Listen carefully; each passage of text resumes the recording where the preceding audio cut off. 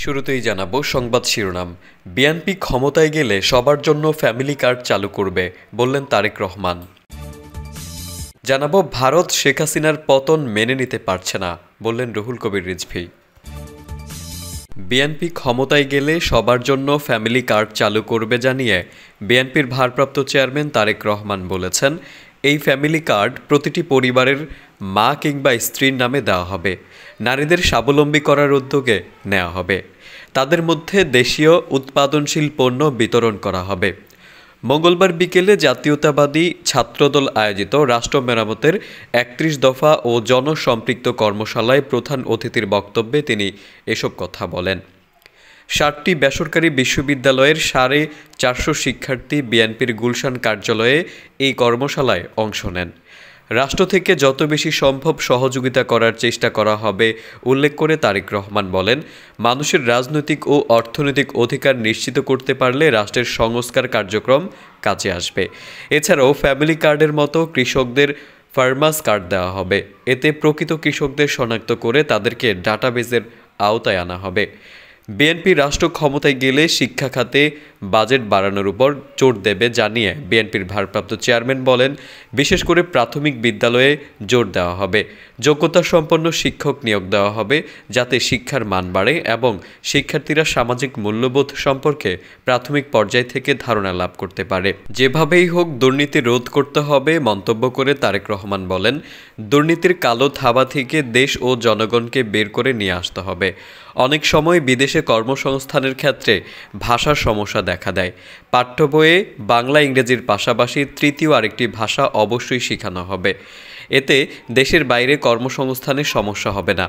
শিক্ষার্থীদের জন্য খেলাধুলা বাধ্যতামূলক করতে হবে। তাদের হাতের লেখা ও আর্টের প্রতি জোর দেওয়া হবে। প্রতিটি গ্রামে একাধিক পল্লী চিকিৎসক নিয়োগ দেওয়া হবে জানিয়ে তারেক রহমান বলেন, স্বাস্থ্য বিষয়ে জনগণকে সচেতন করতে হবে।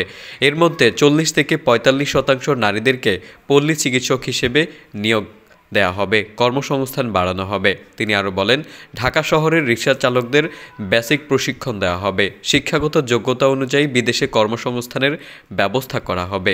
চাঁদাবাজি প্রসঙ্গে বিএনপির ভারপ্রাপ্ত চেয়ারম্যান বলেন, আমাদের উৎপাদন বাড়াতে হবে, চাঁদাবাজি রোধ করতে হবে।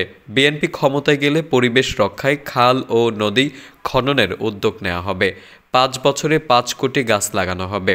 সংস্কার বিষয়ে তারেক রহমান বলেন, বিএনপি ২ বছর আগে ৩১ দফা দিয়েছে। আমরা তাও জানতাম না স্বৈরাচার কবে বিদায় নেবে। তারপরেও আমরা রাষ্ট্র সংস্কারে ৩১ দফা দিয়েছি। এদিকে শেখ হাসিনার পতন কোনোভাবেই মানতে পারছে না ভারত। রাষ্ট্রীয়ভাবে বাংলাদেশের বিরুদ্ধে অপপ্রচার চালাচ্ছে বলে মন্তব্য করেছেন বিএনপির জ্যেষ্ঠ যুগ্ম মহাসচিব রুহুল কবির রিজভী। তিনি বলেন, ভারত কখনো বৈষম্যর বিরুদ্ধে থাকতে পারেনি, তারা আগ্রাসী ভূমিকায় থাকতে চায়। মঙ্গলবার বিএনপির কেন্দ্রীয় কার্যালয়ে এক সংবাদ সম্মেলনে তিনি এসব কথা বলেন। এ সময় রিজভী আরও বলেন, জনগণ কী চায় তা গুরুত্ব না দিয়ে আগ্রাসনের পথে হাঁটতে চায় ভারত। বিজেপির প্রত্যক্ষ মদতে বাংলাদেশে অস্থিরতা তৈরির চেষ্টা করছে একটি পক্ষ।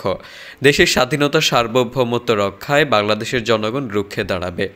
ভারত বাংলাদেশের হাইকমিশনের নিরাপত্তা দিতে ব্যর্থ হয়েছে। ভারতের শান্তিরক্ষী বাহিনী মোতায়েনের জন্য উদ্যোগ নিতে প্রস্তাব দিতে অন্তর্বর্তী সরকারের প্রতি আহ্বান জানাই। তিনি বলেন, বাংলাদেশে নয়, ভারতে শান্তিরক্ষী মোতায়েন দরকার। ভারতের দিকে না তাকিয়ে সংখ্যালঘু কেউ নিরাপত্তাহীনতায় থাকলে সরকারকে জানানোর আহ্বান।